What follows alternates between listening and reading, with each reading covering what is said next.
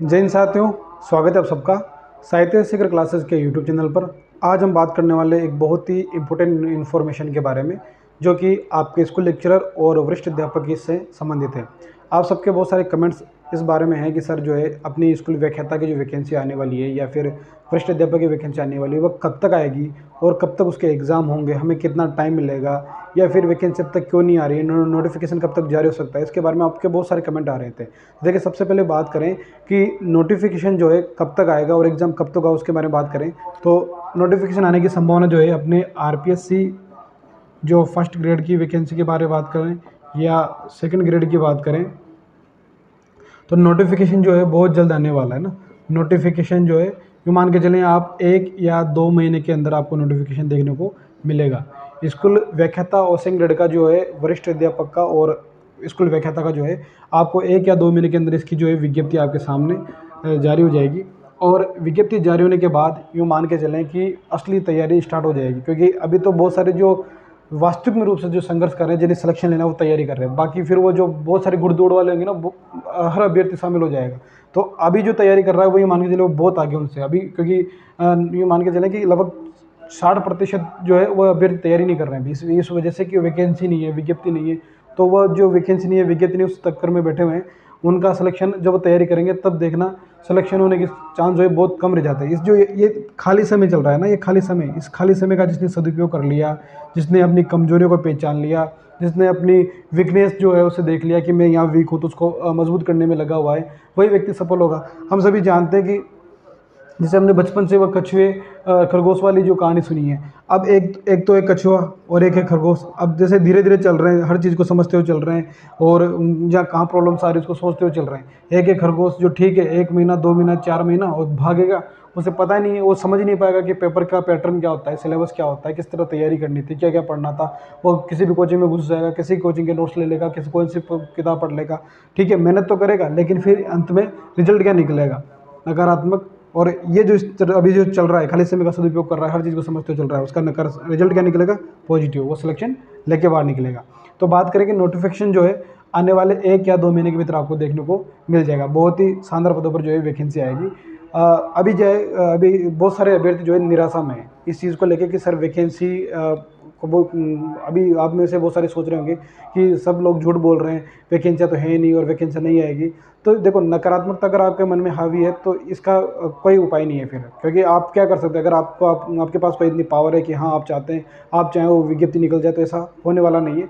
बहुत जल्द वैकेंसी आएगी, सकारात्मक बने रहें और नकारात्मकता को कहीं भी नहीं आने दें। जो व्यक्ति नकारात्मक है वो खुद के पैर पर कुल्हाड़ी मार रहा है। जो सकारात्मक रहेगा, जो तैयारी करेगा, वो व्यक्ति सफलता हासिल करके रहेगा। विशेषकर विज्ञप्ति कब आएगी, इसका जो जवाब है, जो इंतजार कर रहे हैं, वो 30+ जो एज वाले अभ्यर्थी हैं, विशेषकर महिलाएं भी है और 30+ जिसकी भी एज है, वो ज़्यादा प्रतीक्षा में है। क्योंकि उनके पास देखो अब समय नहीं है ना, क्योंकि परिवार की जिम्मेदारियां हैं और भी समाज के लोग हैं, वो चारों तरफ से परेशान हैं। तो जो 30+ हो चुके हैं, उन्हें तो स्पेशल ये ध्यान रखना है कि ये इस खाली समय का सदुपयोग करें, क्योंकि आपके पास जब ये वैकेंसी निकले तो ये ऐसा समय है कि इस बार जो आपको एग्ज़ाम क्रैक करना है, अपनी सीट पक्की करनी है, चेन लेना ही है। तो अब इस चक्कर में ना रहें कि जिस दिन वैकेंसी आएगी उसी दिन मैं तैयारी स्टार्ट करूँगा, क्योंकि आप ऑलरेडी 30 साल से प्लस हो चुके हो। और फिर अगर आप इस तरह वेट करोगे, फिर तैयारी करोगे, तो इस बार भी आप सिलेक्शन से बाहर हो जाओगे। तो ये गलती ना करें, इस खाली समय का सदुपयोग करें। और महिलाएं भी इस खाली समय का सदुपयोग करें, 5 घंटे 6 घंटे रेगुलर स्टडी करें। अब जैसे मान लो जो फ्रेशर हैं वो तैयारी करें, ठीक है, उनके लिए इतना प्रेशर नहीं होता है, परिवार का भी नहीं होता, समाज का भी नहीं होता है, वो कर रहे हैं, उनका नहीं हुआ तो उनके लिए उतने जवाबदेही नहीं बनेगी। लेकिन आप लोगों के लिए तो जवाबदेही बनेगी। आप लोग 30+ हो, ऑलरेडी समाज के हर व्यक्ति से आपने ताने सुन रखे हैं, कोई क्या बोल रहा है, परिवार के लोग क्या बोल रहे हैं। आपको खुद को पता है कि आप कितनी ईमानदारी से तैयारी कर रहे हो, लेकिन उसका रिजल्ट अगर नेगेटिव आ रहा है तो आपके हाथ में थोड़े ना है। तो इस समय आप क्या करें कि जो फ्रेशर हैं वो तो तैयारी कर ही रहे हैं, जो नहीं कर रहे हैं वो एग्ज़ाम की विज्ञप्ति आएगी तब करेंगे तो उनको पता लग जाएगा। लेकिन जो 30 साल प्लस एज हो चुकी है वह देखें, क्योंकि उन्होंने 1 या 2 बार एग्जाम दे चुके हैं और फिर भी उनका सिलेक्शन नहीं हुआ। तो इस खाली समय में क्या करें, वो अपनी कमियों के बारे में देखें कि मैं पिछली बार एग्जाम में रहा, 1 नंबर से रहा, 2 नंबर से रहा या 3-10 नंबर से रहा, तो क्यों रहा, कहाँ कमी रह गई।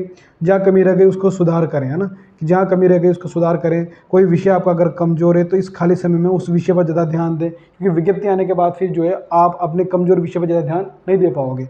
बहुत सारे व्यक्तियों की जो है जीके वाला जो पार्ट होता है कमज़ोर होता है, तो आप जीके वाले पार्ट को अभी तैयार कर लें।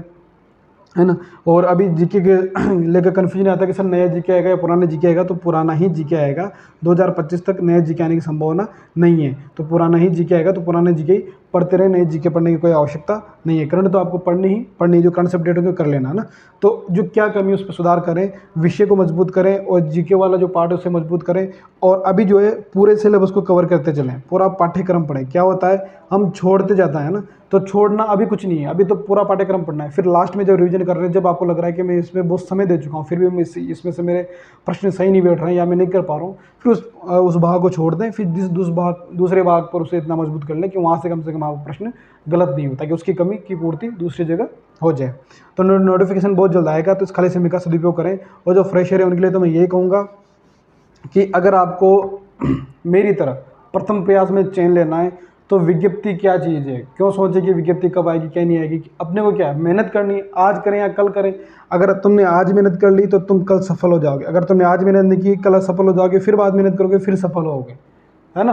तो जो मज़ा पहले बार में जंग जीतने में है ना, वो 2-3 बार हार के जंग जीतने में उतना नहीं है। ठीक है, ये चीज़ अलग है कि आपने मेहनत की, आप सफल नहीं हुए, वो बात अलग होती है। लेकिन आप मेहनत ही नहीं कर रहे हो, फॉर्म भर रहे हो और फिर उसके बाद 2-3 महीने पढ़ रहे हो और फिर सिलेक्शन नहीं हो रहा, तो फिर कहोगे यार मेरा तो 1 साल बर्बाद हो गया, मेरा सिलेक्शन नहीं हुआ। तो वो आपकी गलती है। इस खाली समय का जिसने सदुपयोग कर लिया और जिनसे गलती हो चुकी है वो इस गलती को सुधार लें, अन्यथा आपको वापस परिणाम नकारात्मक देखने को मिलेंगे। और आपकी ज़िंदगी के यूँ मान के चलें, अगर ये समय आपका निकल गया तो आने वाले फिर वापस वही 3 साल 4 साल तक कोई वैकेंसी आपके सामने देखने को नहीं मिलेगी।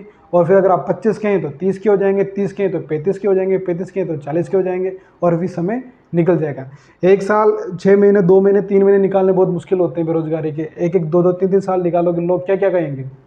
तो मेरा यही कहना है कि इस खाली समय का सदुपयोग करें। विज्ञप्ति 1 या 2 महीने के भीतर आने वाली है। और बात करें कि आपका एग्ज़ाम कब होगा, तो अभी पिछली बार जो कैलेंडर जारी हुआ था उसमें दिसंबर 2024 तक जो है आरपीएससी जो है दिसंबर 2024 तक का आरपीएससी ने कैलेंडर जारी कर दिया था एग्ज़ाम का। और अभी जो 6 अगस्त को कैलेंडर जारी हुआ है उसमें 6 अगस्त को आरपीएससी का कैलेंडर जारी हुआ है, वेबसाइट पर जाके देखना। जो उसमें 10 जो है 12 अक्टूबर तक, है ना, 12 अक्टूबर 2025 तक की उन्होंने जो है तारीखें घोषित कर दी एग्ज़ाम की। तो अभी मान के चलें देखें तो 12 अक्टूबर से फिर 12 अक्टूबर 2025 से पहले अपना स्कूल लेक्चरर और सेकंड ग्रेड का एग्ज़ाम होने की संभावना बिल्कुल न के बराबर है। लेकिन क्योंकि फर्स्ट ग्रेड की वैकेंसी और सेकंड ग्रेड की वैकेंसी एक बड़ी वैकेंसी है, इंपॉर्टेंट वैकेंसी है, तो आरपीएससी अपने कैलेंडर में फेरबदल कर सकती है। तो यूँ मान के चलें कि आपका एग्ज़ाम 12 अक्टूबर से पहले भी हो सकता है, लेकिन आपका एग्ज़ाम होगा 2025 में ही। ये आप याद कर लें, कंठस्थ कर लें कि आपका एग्ज़ाम 2025 में होगा, उसके पहले एग्ज़ाम होने की संभावना नहीं है, बिल्कुल ही नहीं, ना के बराबर क्या नहीं है ना। 2025 में आपका एग्ज़ाम होगा। तो जो फ्रेशर हैं उनके लिए पॉजिटिव बात क्या है कि मान लो अभी अगस्त चल रहा है, सितंबर अक्टूबर नवंबर दिसंबर 4 महीने तो इस 2024 के बाकी हैं।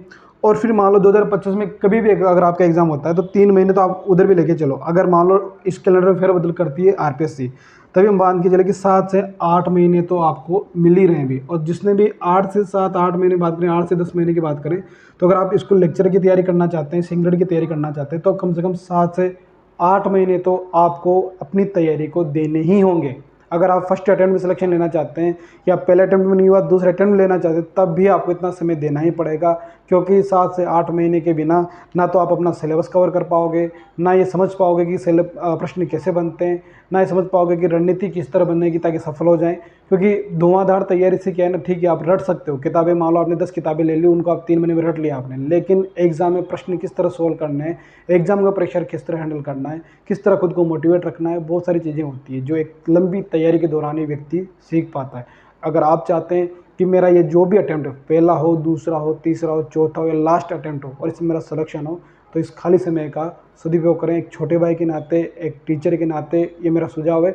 अगर आपने अभी से तैयारी स्टार्ट कर दी और आपने ये मान लिया कि नहीं मुझे सिलेक्शन इस वैकेंसी में लेना है, अपने माता पिता का, खुद का, परिवार का सपना पूरा करना है और मेरे पास अब समय नहीं है। वो बोलते हैं ना कि भले ही ज़िंदगी का एक दिन ही आपको मिले जीने के लिए, लेकिन उसे इस तरह जियो कि जैसे कि 100 साल की ज़िंदगी जी ली हो। उसी तरह आप यूँ मान के चलें कि मेरे पास आज का दिन है, कल मेरे एग्ज़ाम है, तो वैसी तैयारी करते हुए चलें। पर डे ऐसे मान के चलें, ठीक है आज जो मैंने पढ़ लिया, आज मुझे आज दिया गया तैयारी करने के लिए, तो आज का सदुपयोग करें। जब दूसरा दिन आए तो दूसरे दिन भी ऐसे पढ़े कि ठीक है मेरा तीसरे दिन एग्ज़ाम होने वाला है। क्योंकि एक भी मिनट, एक भी सेकंड अगर आप वेस्ट कर रहे हैं तो ये मान के चलें, देखो तैयारी के दौरान क्या सबसे इंपॉर्टेंट चीज़ क्या होती है, आप कितना पढ़ रहे हैं वह कोई मायने नहीं रखता। आपका जो प्रतिभागी है, आपका जो प्रतियोगी है, आपके जो प्रतिस्पर्धी है, वह आपसे कितने ज़्यादा पढ़ रहा है इंपॉर्टेंट है। आप 5 घंटे पढ़ रहे हैं, अगर कोई 7 घंटे पढ़ रहा है तो वो आपसे आगे चल रहा है।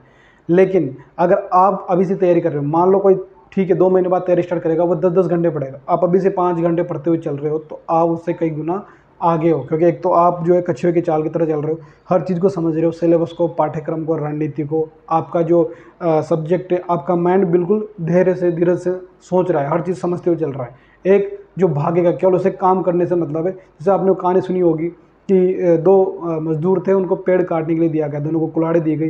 तो एक तो मजदूर जो था उसने सीधे कुल्हाड़ी से पेड़ को काटना स्टार्ट कर दिया और कुल्हाड़ी पे धार नहीं थी, और एक व्यक्ति होता है जिसने कुल्हाड़ी पर 1 घंटे 2 घंटे तक पहले धार लगाई, फिर पेड़ को काटना स्टार्ट किया। तो कौन जल्दी काट पाया?